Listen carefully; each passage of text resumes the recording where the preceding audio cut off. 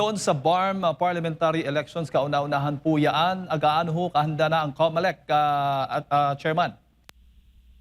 Well, kami po naman ay nasa rurok na ng ating kahandaan dyan po sa Bangsamoro Parliamentary Election. Ginagaransa po natin sa sambayanan, lalo na po yung mga kababayan nating Moro na tuloy na itong Bangsamoro Parliamentary Election. Wala naman pong ini-issue ang kataas-taasang hukuman sa mga petisyon na inihain upang patigilin o hindi ipatuloy ang halalan sa Bangsamoro. At number 2 naman, wala naman pong batas o kahit panukalang batas sa mababang kapulungan o sa Senado para i-reset muli ang Bangsamoro Parliamentary Election. Ito lang po kasi dalawang bagay na ito sa ating palagay ang pwede makapagpahinto sa kauna-unahang Bangsamoro Parliamentary Election.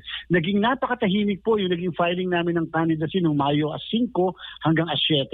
Sa ating pong mga website, makikita na po ng mga kababayan natin yung listahan ng mga kandidatong magpa-participate sa halalan. Kasama na rin po yung mga nominado ng mga political parties. And ang ating po kasing Bangsamoro Parliamentary Election ay automated election. And therefore, ngayon pong buwan na ito, bago matapos ang Hunyo, magsisimula na po kami mag-imprenta ng mga balota na matatapos po ng mga kalahagitnaan ng Hulyo at bandang bandang Agosto, ma-deliver na po natin ang lahat ng kagamitan sa iba't ibang probinsya. Meron po kasi tayong mga tinatawag na provincial hub na naka-standby yung mga gamit natin. Opo, sa ngayon ho, Chairman, ano yung mga nanatiling hamon po ninyo para po sa pagsasagawa nitong BARM parliamentary elections?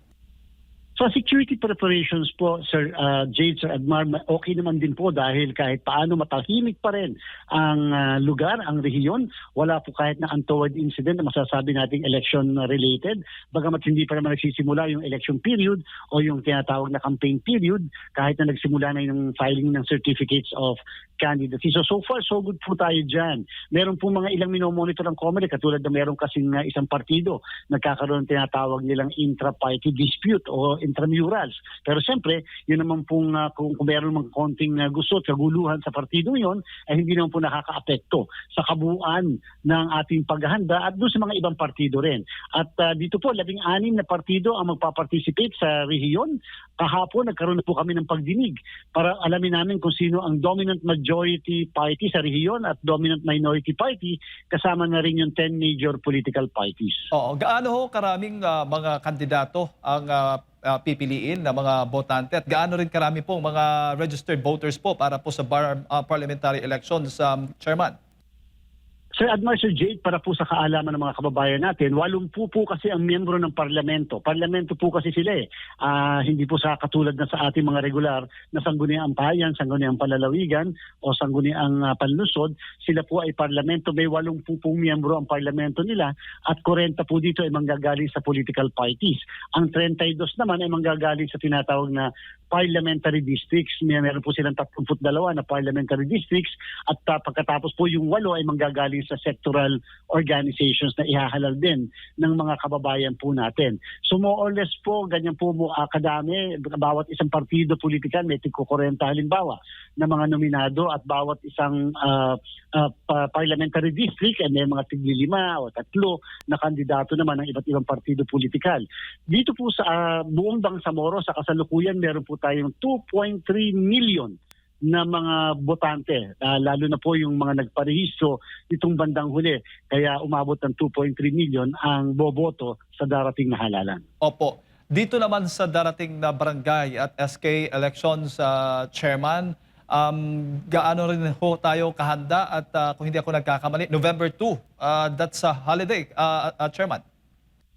Yes po, tama po kayo. November 2 po ang ating barangay and SK elections. Bagamat may mga agam-agam, may mga sinasabi na baka hindi matuloy sapagkat may mga panukalang batas sa mababang kapulungan at sa Senado na ipagpaliban po ang barangay and SK elections. Siyempre si COMELEC po, hanggat walang batas na nagsasabing walang election sa November 2, tuloy-tuloy po yung paghahanda natin. Tapos na po yung mga balotan, mga ilang buwan na na-imprenta natin at ito nga po yung pinakita natin sa mga miyembro ng media nung nakaraang araw. At the same time, tayo po ay natapos na rin ng registration of voters nito pong Mayo 18 at ngayon po ay pina-finalize natin ang listahan ng mga botante. Mga more or less po ang botante para sa regular na barangay ay mga abutin tayo ng mga 73 million at sa SK naman po ay 25 million. Therefore, magpiprint po kami ng mga dagdag na balota para doon sa nadagdag na botante nung nagparehistro tayo mula October 20 to October 30. At siyempre po itong September 28 hanggang October 5, yan naman po yung filing ng certificates of candidacy natin sa buong Pilipinas para sa barangay. So more or less po, nasa 90 to 95% na po kaming handa para sa ating barangay and SK elections. May mga bagong patakaran ho ba na ipatutupad, Chairman, ng COMELEC para po doon para mas lalo pang mapabuti po yung botohan sa barangay at SK election? Sapagkat ang barangay and SK elections po ay manual na halalan at hindi po ito automated, iba po ang pulisiya, hindi katulad ng automated election.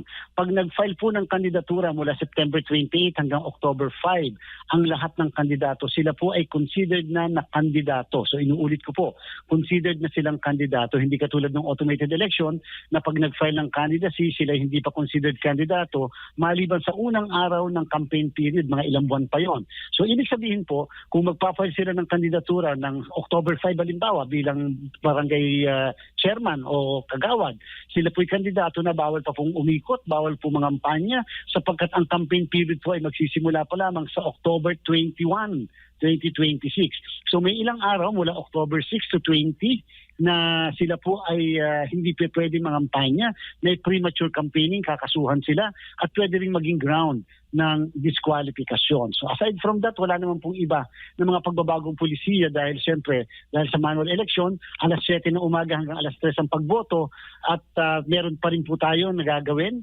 na early voting hours, alas 5 ng umaga hanggang alas 7 para sa mga nakatatanda at mga may kapansanan. Opo. Bago ko lang ipasa kay Partner Admar, papaano po ninyo hinihikayat ngayon yung mga kabataan at yung mga bagong botante na lumahok nga dito sa darating na eleksyon? Dahil sa sinasabi nilang medyo madaming problema ang bayan, sinasabi medyo magulo, at sinasabi nilang ang iba ay naghihikayat ng revolusyon. Ang sinasabi natin, hindi po revolusyon ang sagot, balota ang sagot. Hintayin po natin yung itong eleksyon na ito, itama natin yung sa palagay nating mga mali. Yung mga nakakaraan, ito ang pagkakataong pumili tayo ng mga maaayos na leader kahit sa barangay pa lamang bilang paghahanda rin sa ating halalan para sa 2028. Chairman, magandang umaga. Si Admar po ito. Meron pa bang pending sa Korte Suprema na kumu-question doon sa BARM election? Meron pong nag-file kasi po noong magkaroon ng mga bagong batas patungkol sa redistricting na tinatawag, meron pa rin po naghain ng petisyon, kine-question yung naging batas na yan na nailabas ng Bangsamoro Parliament. Yun po yung isa at meron din po nagke-question na dalawa pa tungkol sa dalawang issues pa rin naman tungkol sa Bangsamoro. Pero hanggang sa kasalukuyan naman po, hindi po nag-i-issue ang ating Supreme Court ng tinatawag na restraining order o yung pagpapahinto ng kahit na anong preparasyon. So yan po ang kadahilanan kung bakit si COMELEC ay nagtutuloy-tuloy sa ating pong paghahanda. Pero sakali man po, either way, kung pabor o halimbawa pabor doon sa petitioner, kaya naman po na mag-adjust pa ang ang COMELEC ukol dito? Ang date po kasi, Sir Admar, yung mismo pinifix na date ng halalan ay wala po talaga kay COMELEC. Yan po ay nasa Kongreso. Kung natatandaan po ng lahat, matapos magkaroon ng desisyon ng Korte Suprema na diniklarang unconstitutional yung huling dalawang batas na ginawa ng Bangsamoro, ang Kongreso po ay gumawa ng batas upang i-fix ang date ng halalan sa Bangsamoro ngayon darating po na September 14.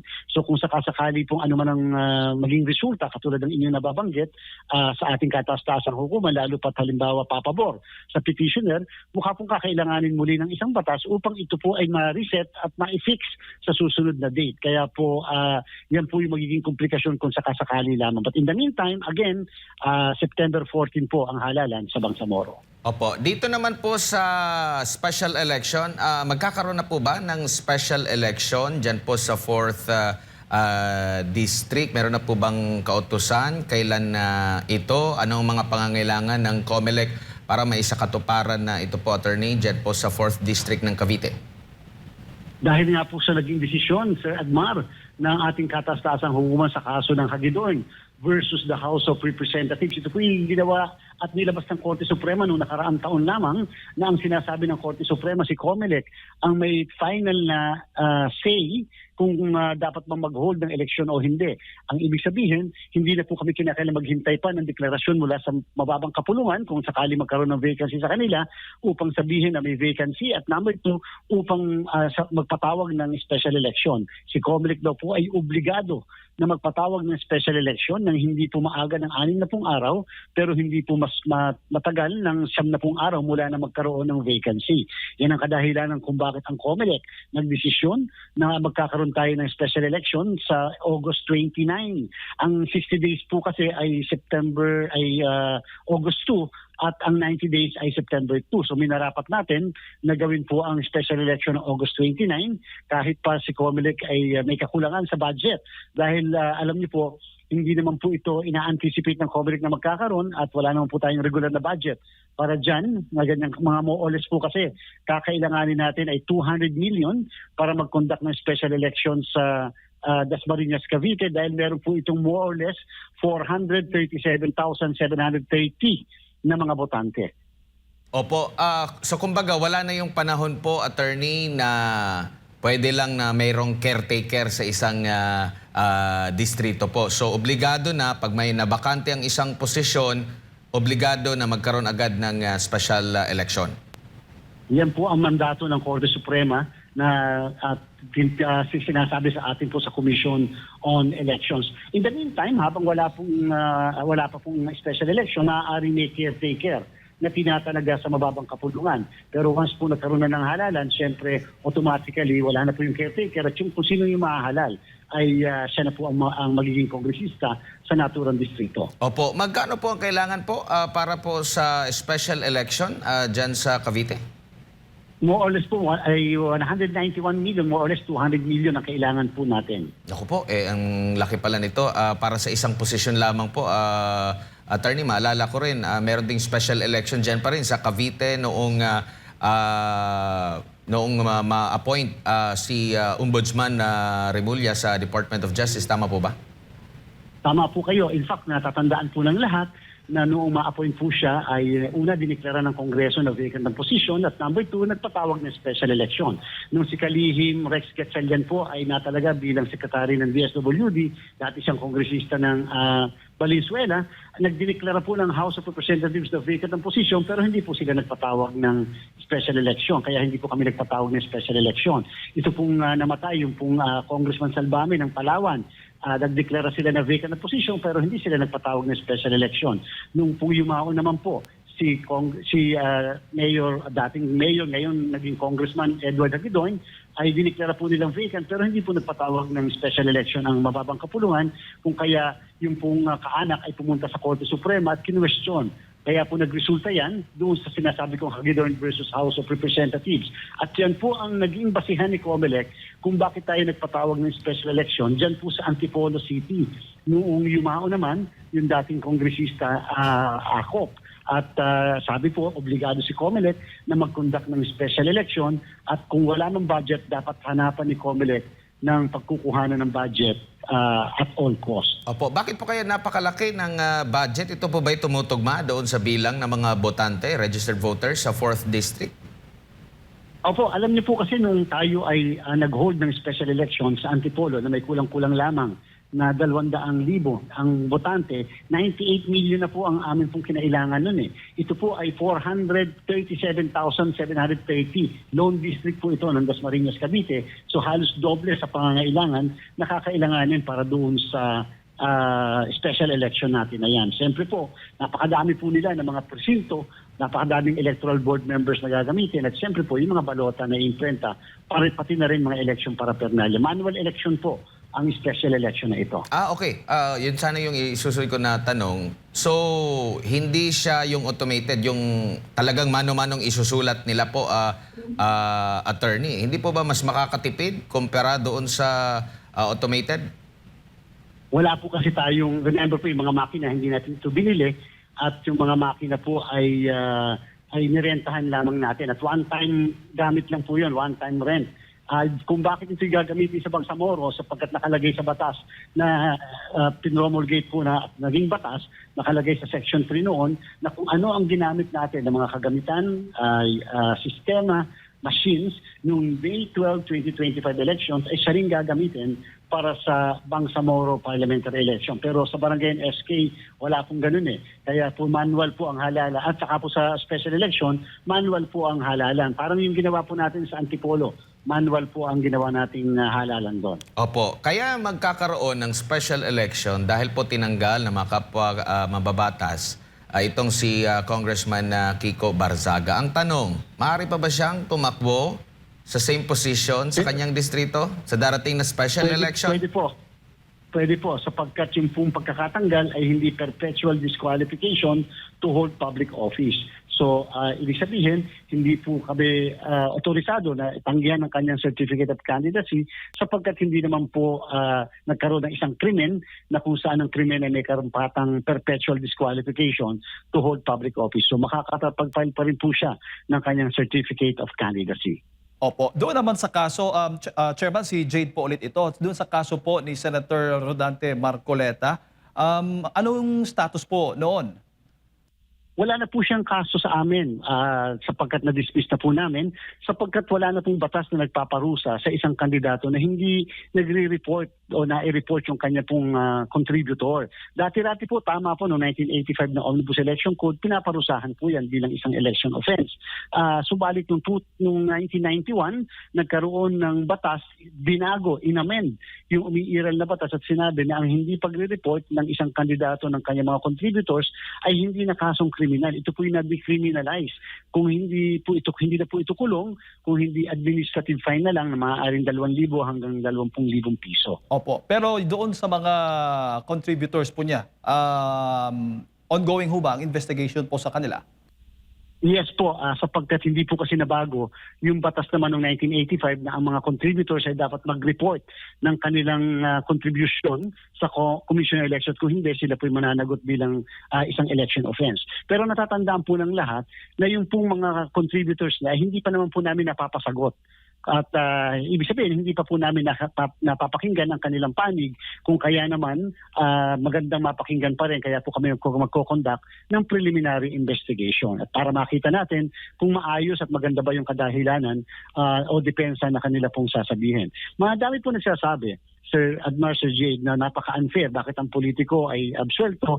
Bakit ang donor ay hindi? Ako po, I will readily agree na para nga, pag tinignan natin, para may unfairness. Kaya lang, siyempre po sa part ni Comelec, wala naman po kaming magagawa kung yun yung batas. Kami po tagapagpatupad lang namang ng batas, talagang kakailanganin mukhang dapat baguhin ang batas upang maiayos lang at hindi po maging unfair yung pong pag-treat ng ating batas sa iba't ibang whether kandidato o sa mismong nagbibigay sa kandidato. Opo, kung sakali man na may nilabag po yung mga campaign donors po ni Senador Marcoleta doon sa campaign finance operations or regulations, Chairman, ano yung possible na magiging kakaharapin po nito at madadawit ho ba ulit si Senator Marcoleta?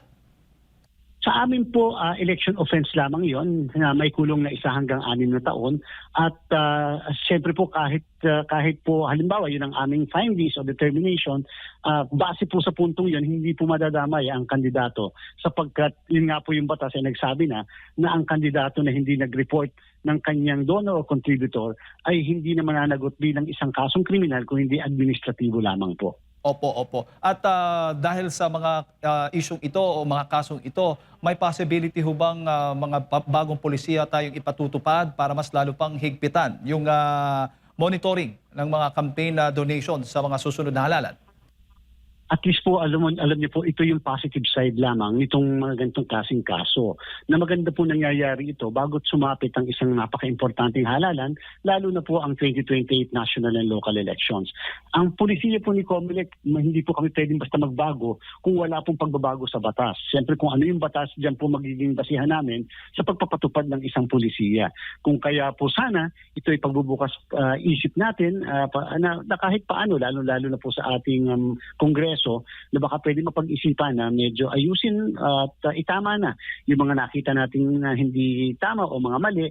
At the same time, kahit paano yung mga matatandaan na nating batas baka pwede pumabago para lamang maging updated naman at maiayos natin sa kung ano ang pangangailangan sa kasalukuyan. Opo, bukod dito kay Senator Marcoleta, alam naman natin na humaharap din sa isyong ganito. Si Senator Cheese Escudero, Chairman, siya hubay absuelto na rin sa kaso na ito. Hindi pa rin po sapagkat una po, yung kanyang kaso although na-dismiss po ng COMELEC, meron po kasing nag-file na isang kilala na vlogger na yung pong unang kaso kasi, motu proprio ni COMELEC. Kumbaga sa kami lang po ang nag-inisyatiba niyan, wala naman pong nag-file o nag-complain na kaso dahil naging napaka-init yung issue, kami po ay nag-motu proprio. Yung po ay na-dismiss doon sa issue ng legality. Subalit may nag-file po ng separate na petition na complaint diyan po sa Law Department ng COMELEC.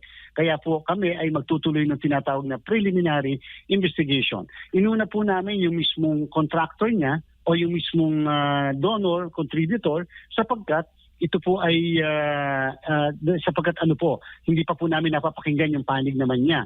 Ngayon, bakit po hindi muna magtuloy doon naman kay Senator Cheese Escudero? Ito ay sapagkat meron po kasing kaso na na-file sa Korte Suprema. Kinwestiyon yung pagkakadismiss ng Political Finance and Affairs Department ng COMELEC sa Korte Suprema. At ito po ay yung kaso yon ay against Senator Cheese and the COMELEC Political Finance and Affairs Department. So bilang pagkilala sa jurisdiction ng Supreme Court ay amin po munang sinuspend o dinifer ang preliminary investigation sa kanya, pero inuuna po natin ngayon yung muna ng kanyang contributor donor. Opo, at may timeline ho ba kayo, Attorney, Chairman, pagdating po dito sa kaso ni Senator Cheese Escudero? Alam niyo po, yung timeline po namin sa kanyang kaso, nakadepende sa kung ano ang disposisyon ng Korte Suprema. Kasi po kung ang Korte Suprema po ay nagsabi na tinatanggap nila yung mismong kaso. Ibig sabihin, hindi po dinismiss, hindi po binaliwala at meron pong in-issue na resolution ng Supreme Court sinasabi na pagbibigyan nila yung kaso, meaning hindi binigyan ng due course pero pagbibigyan nila, tatanggapin nila, idadakit nila yung kaso. So, ibig sabihin, isang indikasyon yan sa amin na mukhang magkakaroon ng desisyon ng Korte Suprema kaya kinakailangan hintayin po namin. Pero as far as yung donor po ay concerned, wala naman po siya doon sa kaso sa Supreme Court and therefore, pwede po kami magtuloy-tuloy ng investigasyon sa kanya. Bukod po kay Marcoleta at kay Escudero, meron pa bang mga senador, iba pang senador na nakikita po ninyo o humaharap ngayon ng kaso kaugnay nga dito sa campaign donations, Chairman, sa COMELEC? May mga kandidato pong nag-file ng kanilang certificates ng kanilang mga statement of contributions and expenditure, nanalo at natalo na ongoing po yung aming tinatawag na motu proprio investigation sa kanila at kasama na rin po yung mga contributors, donors nila. Meron din po mga tumakbo bilang kongresista sa distrito at bilang pong kongresista sa tinatawag na party list naman. Meron din po tayong mga kandidato for governors at mga mayors na kasama rin po sa investigasyon, kasama ang mga contributors at donors po nila. Ngayon pa lang pinag-uusapan na ang 2028 elections. May mga bago ho ba kayong binabalak na bago ipatutupad? Yung pagdating naman po sa internet voting, yan ho ba ay possible na maging alternatibong gagawin po o pinag-iisipan o pinag-aaralan po ng COMELEC na ipatupad sa darating ng 2028 elections? Alam niyo po, bagamat merong kaso sa Korte Suprema questioning the internet voting, ang COMELEC po ay magtutuloy-tuloy pa rin sapagkat alam po namin na ito'y napakaganda na panukala para sa ating mga kababayan, lalo na po yung mga OFW natin o yung mga nakatira abroad o mga nagtatrabaho abroad. At inaasahan natin na tataas ang bilang ng mga botanteng boboto sa darating na halalan. Ngayon po, meron po kami mga gagawin katulad ng mga nakita na issue. Halimbawa, yung sinasabi ng iba na dapat daw pagkaboto nila, makikita pa rin nila kung ano yung mga binoto nila. Yan po ay sinusolusyon na po natin. nung una po kasi may apprehension kami na baka gamitin sa issue ng vote buying pagka pwede pa rin maipakita yung naikas na balota. Ngayon po sabi natin, sige, we are willing na to take the risk kasi ang importante naman ay ang botante pa rin ang may control sa kanyang boto. Pwede po rin po namin maipakita sa kanila yung mismong balota na naikas po nila. Wala naman pong pinagkaiba rin yan sa aming palagay doon sa isang botante na pinadalhan dati natin ng sulat o envelope na naglalaman ng balota at pagkatapos boboto niya at ibabalik yung mismong balota sa embahada na nagpatulad niya sa kanya. So ibig sabihin, pwede rin niya mapicturan, pwede rin niya maipakita sa iba. Pero just the same, nandun po yung risk. Kaya lang, ang importante pa rin ay yung will of the electorate at yung mismong ballot secrecy. Pero malaki pa rin ang possibility, Chairman, since considering na ipatupad nyo na ito sa overseas, yung internet voting, pagdating naman dito sa Pilipinas, possible po, malaki yung possibility na ganun po yung mangyayari, Chairman. Para at least malesen ba yung gastos din doon sa mga makinang gagamitin?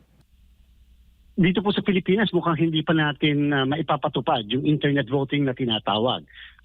Medyo yung infrastructure natin ay hindi pa ganun pa kaayos. Halimbawa po, yung internet, hindi naman po lahat ay may internet capability, lalo na yung mga island municipalities. Napakadami pa po natin mga lugar na hindi kakayanin na makagamit ng internet. So in the meantime, no choice po tayo kung hindi gamitin pa rin o gumamit tayo ng mga bagong makina. Take note po, yung mga makinang gagamitin natin para sa 2028 elections ay hindi yung mga makinang ginamit natin noong 2025. Ito po ay mga bagong makina base sa bagong terms of reference ng COMELEC na ito po ngayon sa kasalukuyan ay na kinukonsulta natin sa iba't ibang stakeholders.